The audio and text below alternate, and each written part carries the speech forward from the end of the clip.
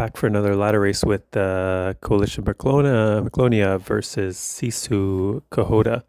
Uh, got this one together. This was my last one for a couple weeks, off on vacation, so it was nice to get a race in before heading off. So we get off to a decent start. We looked at the data on this team going in. They're all bigger riders with a lot of raw watts. Best not to choose a totally flat course, but at the same time, we probably could have done better knowing their lineup if we had chosen a more climby course.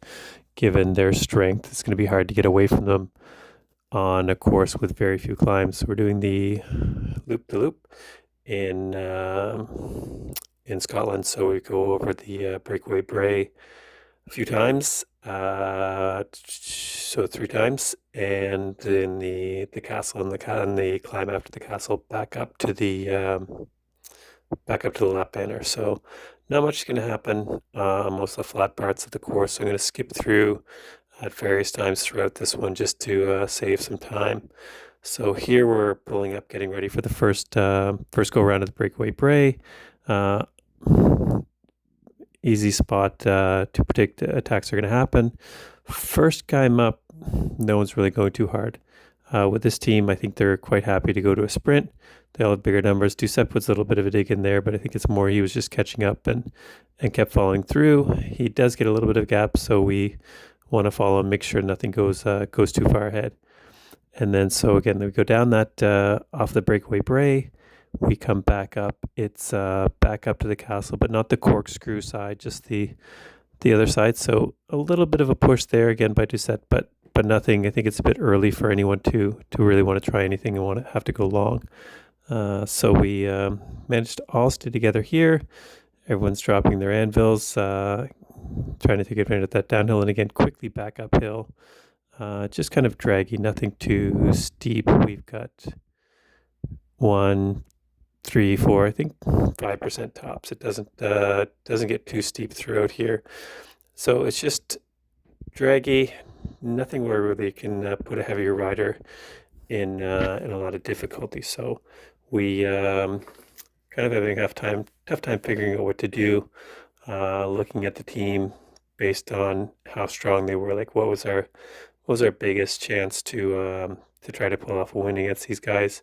The sprint was going to be tough. We didn't want it to go all the way to a sprint because it was just the numbers were just pointing to an easy win for them. So again, I'll skip through the flat parts. We'll go back up the second lap through to Breakaway Bray. And our plan here was to attack not on Breakaway Bray, but on the castle climb. But here Tim Brown gets up ahead. We're not pushing too hard to close it. We don't mind that gap going out because we don't feel he's the rider on their team that's going to be the one who's going to go long, looking at what we had seen before. So he gets out. I think he gets up to about 8 seconds here.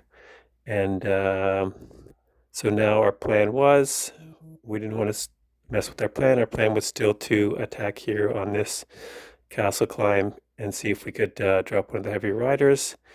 So we get up, we keep going, but we see we got 2 seconds at best to Westhouse off the back. Doucette's still there, but we're also losing Tim on our team.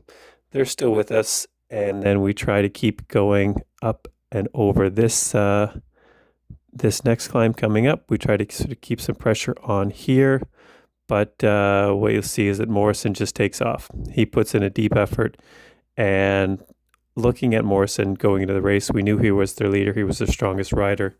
I think his velo score on Zwift Racing app was in the 1400s, and I think the rest of us were all in the 1200s. So it's once he was gone, and we just let that go and just sat back in and hoped for the best that we would be able to catch back up later. So now all of a sudden it's bright again in Scotland, going into the third lap here on Breakaway Bray. And we're just going to see here. We talked about it before, but we just stick in and try for a sprint is what the plan was at this point. We weren't going to try to do any tacks, but maybe a sprint, maybe a longer sprint by Craig, who likes to go long at about 500 meters. But no plans for any attacks between here and there. I'm going to slow it down just for the last final 2 kilometers here, just where a lot of the action was. So we're coming back up to the last castle climb. So just slowing it down a bit here, they start to go here. So Duceppe puts in a big dig.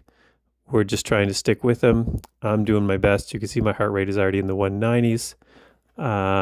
Craig goes a little bit ahead, but Tim is able to counter there, and they do a really smart move here. They attack on the downhill out of the corner where there's not a lot of draft. You lose the draft in the corners, so they're able to get a bit of a dig in, get a bit of a gap. We're able to catch up, but now we're all gassed. There's 1.3 to go. I'm really gassed. The rest of the team was pretty gassed as well, but we're just going to try to hold on to it as long as we can. I probably should have dropped my feather a little bit earlier, but again, I wasn't really thinking all that well. My heart rate was just through the roof. So now I'm just trying to hold on here, not let the gap go too far. Brown goes ahead, but we're still at 500 meters to go. But then we'll see that Doucette's putting in a really big dig there for the sprint. He's got a lot of raw watts.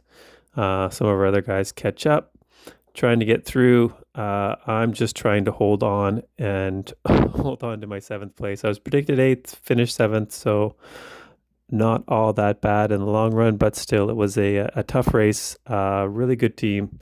Not too disappointed to lose. They were really strong.